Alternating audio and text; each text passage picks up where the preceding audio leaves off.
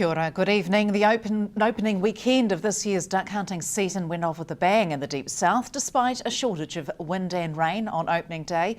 The first weekend of the season is the busiest, and in terms of compliance, it's being hailed a success. Over the weekend, an estimated 6,000 hunters in Southland donned camo gear, assembled in mai-mais with guns poised for action, ready to take on the South's duck population.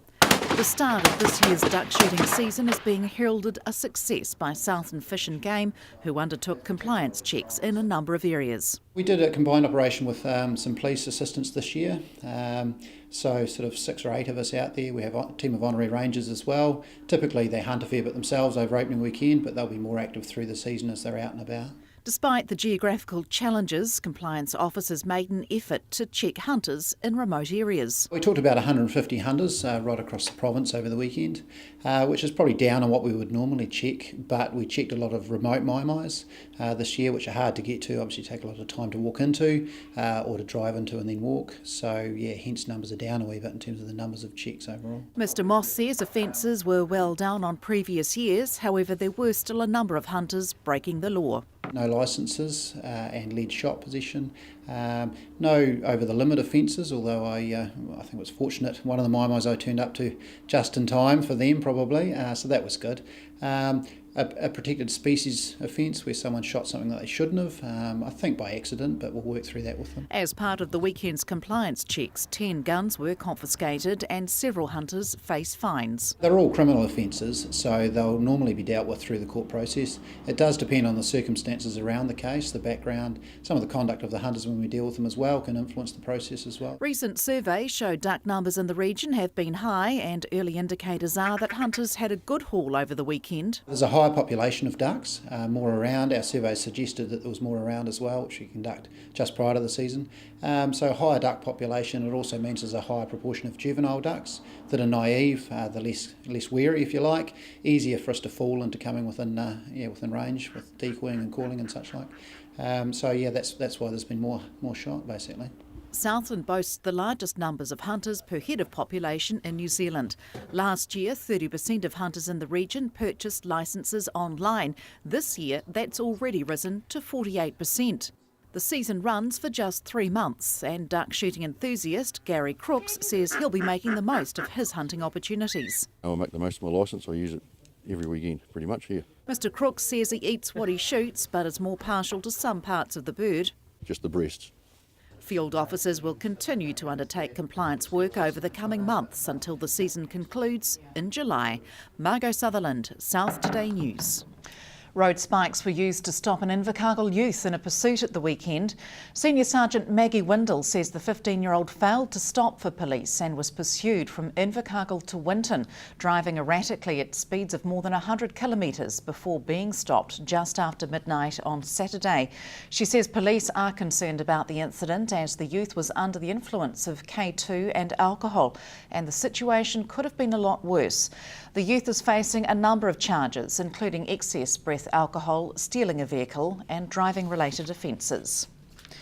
Work on the redevelopment of the Southland Museum and Art Gallery upgrade is still underway, with new plans likely to be unveiled to the public in September or October. The upgrade's being scaled back due to funding concerns, with the $20 million project still needing to secure around $12 million. Museum Trust Chair Darren Ludlow says delays have been unavoidable.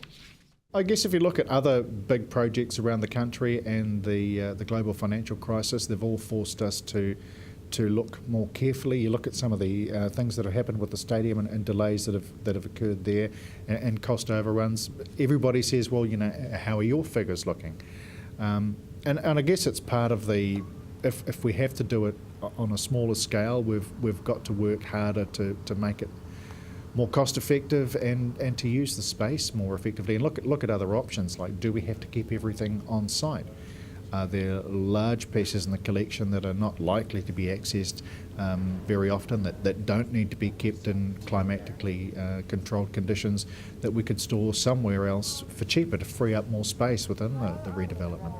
So it's really going back and looking at even more options. It's a little frustrating in the delays, but the end result is about getting something that's still really good, but even more cost effective. Now, In terms of when work was likely to start, it had previously been said that you would hope to start work next year. Would that still be the case? It would be possible, but towards the end of next year. By the time that we go public with the drawings, we'll have something that can go to tender. And the tendering process shouldn't take too long, so it may be a few months. So it could be midway through next year, towards the end of next year, that we actually see soil being turned. That'd be a really good outcome. So you said that the global financial crisis has had a bearing on the redevelopment. Have there been any other factors that have had an influence as well? The stadium. What impacts that had? Well, it's placed a real stress on how much funding is available from within the community, particularly from the licensing trust, but also from other organisations as well. And the stadium's also, I guess, forced a rethink of the way we do projects within this community. You know, what can the community afford? Both CTOS and ILT are facing tough times, although CTOS has pledged $5 million, or that may reduce with the scale of the project. But it has resulted in a change of the climate. Look, that's not necessarily a bad thing. We've been able to achieve great things as a community in the south previously. It just means that we probably won't have too many more really large-scale projects that we're able to undertake. After the break, a Southland business is recognised for its environmental and economic contribution.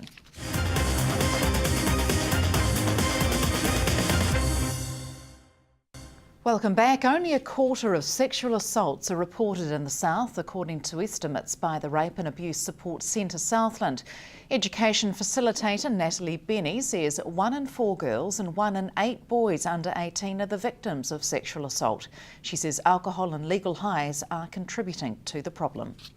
Well, unfortunately, a lot of the cases that we see have had the victim or the offender usually, or could be both, under the influence of drugs and alcohol. Yeah, so I'd say probably 80%, if not more. How much of a concern is that? Oh, it's a huge concern because, I mean, there's statistics in New Zealand to show that crime is closely related to alcohol consumption and drug use as well. So obviously there is a lot of concern around that. Now, only around 1 in 4 cases in Southland are actually reported, is that right?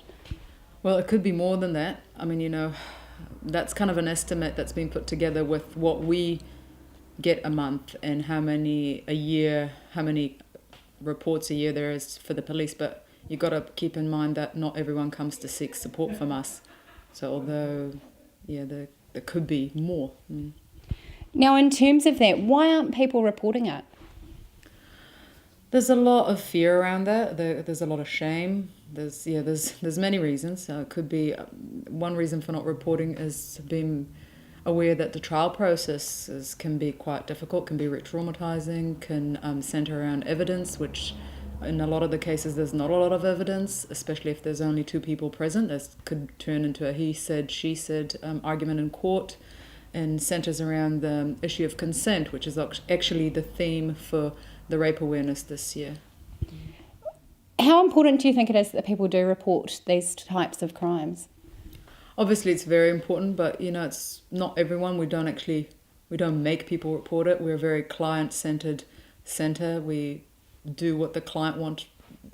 The client knows best what's best for them. So it is important, obviously, to get the rates down, but I think the more important thing is that people are aware of what sexual violence is about, of what coercion is, what consent is, so they actually know when it happens to them, this has happened to me, because there's so many people out there that will go drinking and getting completely drunk and then waking up the next morning and actually not realising that what if they might have experienced was non-consensual sex, or they might have been coerced into something. So the awareness is more important out there, yeah.